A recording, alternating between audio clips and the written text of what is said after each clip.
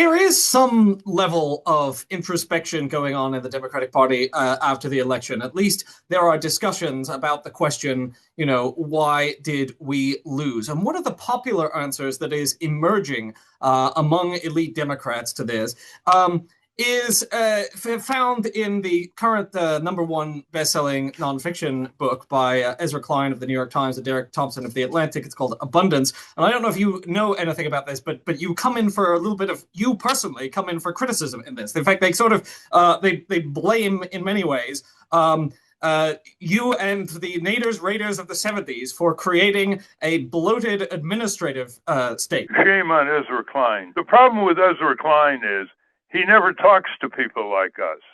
He doesn't put people like us on the program. He doesn't know how to use phrases like corporate crime or corporate welfare. So let's address what he's saying. So we got a lot of good laws through in the early 70s and late 60s. They were laws to save lives. Basically, it was the government saying to corporations, you're not going to decide who's going to live or die anymore by your profit calculation.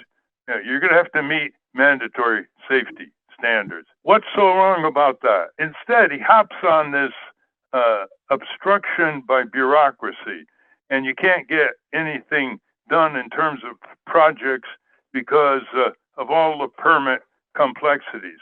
Well, see, he doesn't go deep enough. The greatest obstructions often come from corporations demanding waivers. That's the result of all the corporate lobbying. He's ascribing too much power to the people instead of the corrupt politicians who are always responding to one special interest after another that has a stake in a particular project or a particular undertaking that we used to call public works. The problem with Ezra Klein is he doesn't focus on the corporate domination of our political economy, of our culture, of our children sufficiently.